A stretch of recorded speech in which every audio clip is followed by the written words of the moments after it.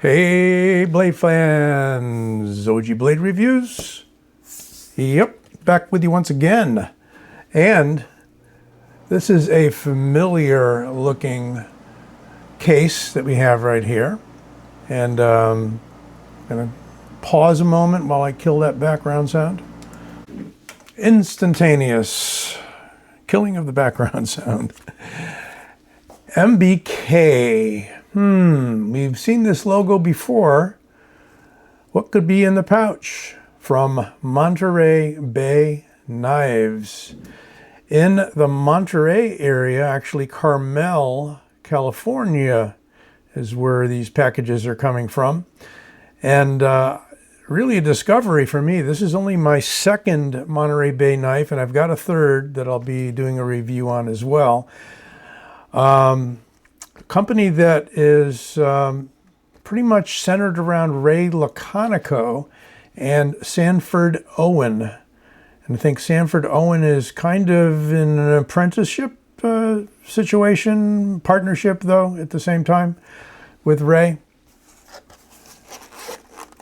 They give you a nice Cordura pouch, no box, which is fine with me. I've got too many boxes as it is. And inside, there's a knife here somewhere. There it is. You do, by the way, sorry to block the knife, but you do get additional hardware. You get what almost looks like a skiff bearing, probably not, a couple of them, and pivot screws and posts and body screws, just about everything. A full replacement kit of hardware, very nice. And a microfiber cloth. So, what is the Monterey Bay Pinscher? As in Doberman Pinscher, perhaps? Long snout? I don't know. Could be a shark as well. With some really neat lava flow fat carbon in here is what they're advertising it to be. And a very unique blade. It is ZDP 189. And there you can see the center core and Ray Laconico's name on the spine of the blade. That's where he likes to have it for a lot of artisan knives as well that he does designs for. And there you can see the difference between the 420J stainless sides or slabs that support that core of ZDP 189. Guess what that ZDP 189 hardness is? HRC, yeah, guess. 66 to 67. You hardness snobs out there? 66 to 67. I'm sure if you look around you can beat it somewhere, but that's hard stuff, man. That is hard stuff. And it does come through with a decent edge. So hopefully you will not need to sharpen it soon if you get one of these. And this one, as well as a ice storm inlay, are both available. Now, downside, nothing on the clip side. Boo. Yeah, really. But they brought this price down from $250 to $190. I think this is older inventory, 2 or 3 years old maybe. There's Monterey Bay's logo on the right side of the knife. It is a Framelock with a hardened steel insert, and wow, is it drop shut. Oh yeah, look at that. There is your steel CDP 189 right on the tang of the blade, so that when it's open you don't see that, but when it's closed you do see that.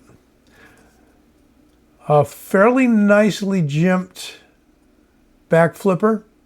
Doesn't stick up too proud, just enough. And easy to fail.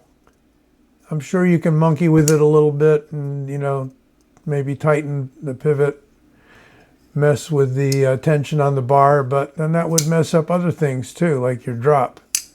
And that is almost a loose drop. But very solid lockup. No blade play, no lock rock. Their clips are pretty universal for them. It's the same style clip, and you can buy clips in various fancy zirconium. No, not zirconium, but yeah. Anyway, Damascus, perhaps different colors. I stick with the clips that come with them. Keeps the price down.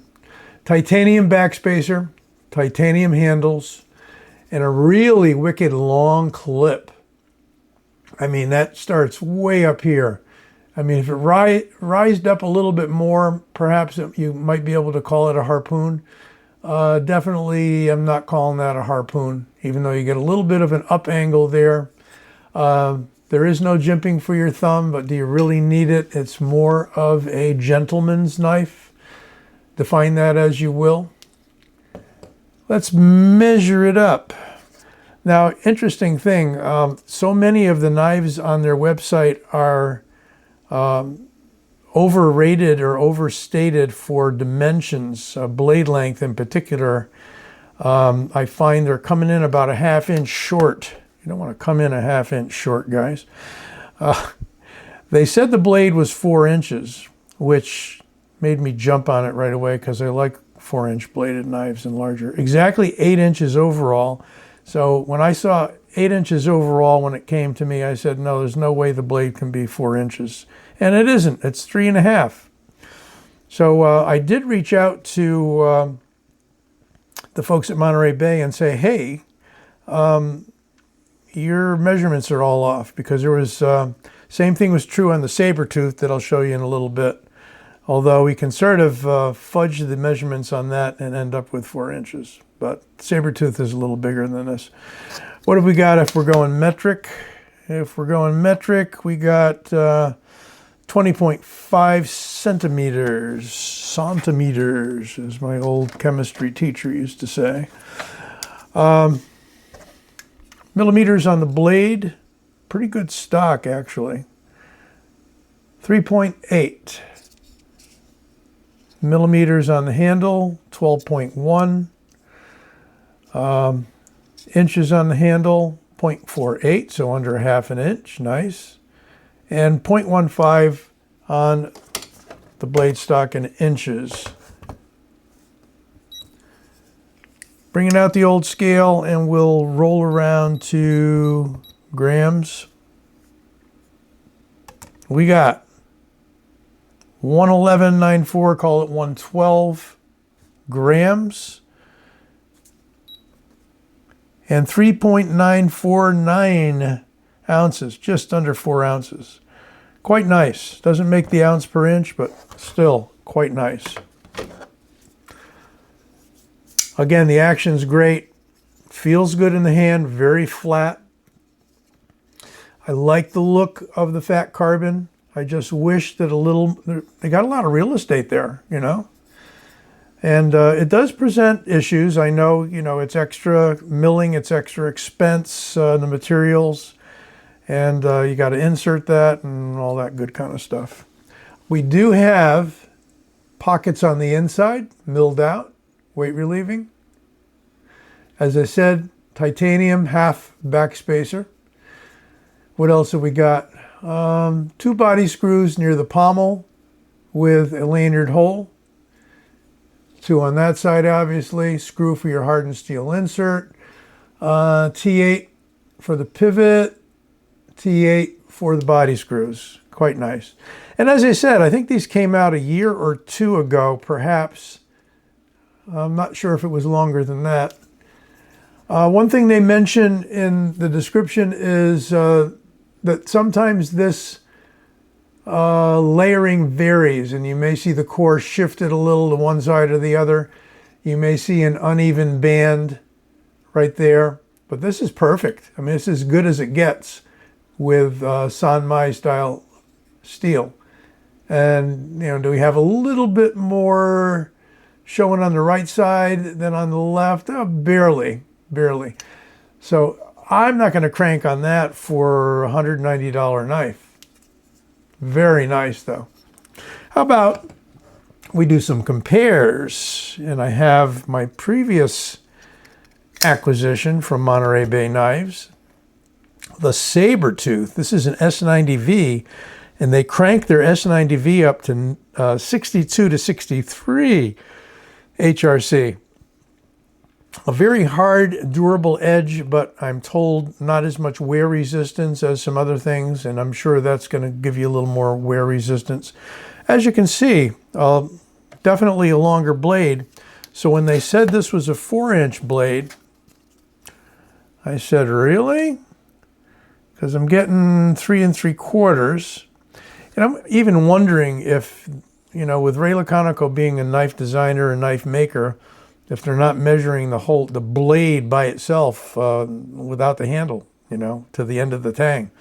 Maybe that's it. Maybe that's what makes this one a 4-inch. That could be. Look at that. Could be. But the usable visible length is 3 3/4 on this one and 3.5 on that one. I gave him a little latitude and said, okay, well, if you measure from the tip to the upper end at the end of the thumb ramp on this one, you get 4 inches. So, okay, whatever. But really nice with a diamond pattern, I think they call it, milling. I'm not sure if it's diamond or not. It's like a bunch of these little lines that radiate out. And there's also a frag pattern. And then there's also a plane. And I think these are still available. So I'll make sure you got all the links to Monterey Bay Knives. You just kind of scroll through their catalog when you get to the main page and you can see all their knives. Some are not available. As of today's date, towards the end of August, this one is available in both the Lava Flow as well as the Ice Storm. And I think was previously available in like a black carbon fiber, but no more. Here's a fancy knife from Concept. And this is the Apollo, a design by Warblades. I did a review on this one. By the way, full review on the saber tooth from Monterey Bay. This has got that wickedly high polished DLC, and you can see those fingerprints on there. Doesn't take much. And this one's an S35VN. They've got purple haze fat carbon on this one. God. And when they start using the proper names for the carbon material, you know it is the Fat Carbon company and not a knockoff of a Fat Carbon look. So this is purple haze fat carbon. And look at that, it's on both sides. But with this being a, no, it's not a frame lock. It is a bar lock, AKA axis lock. Real smooth action, really smooth. I would imagine some of that is the bearings, some of that is the polish on the blade. A shorter knife, you know, coming in about 1 inch shorter overall. So, you know, probably more around 7 inches. I'm not going to get the ruler out for everything, but yeah, about 7 1/4 on that guy, with about a 3 1/8 inch blade. Finally, for compare, we have Kaiser's Militaw, Jonathan Stiles design, and this has been very popular for Kaiser. They've made all kinds of variations of this. This one happens to be G10 with a PEI, that's the generic name for Ultim, insert here, see-through and all of that, with a 154 cm blade.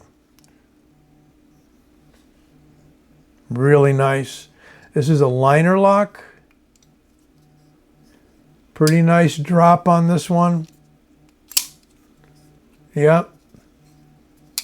Okay.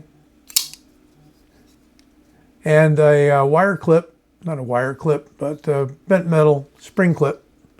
Pretty good tension on it.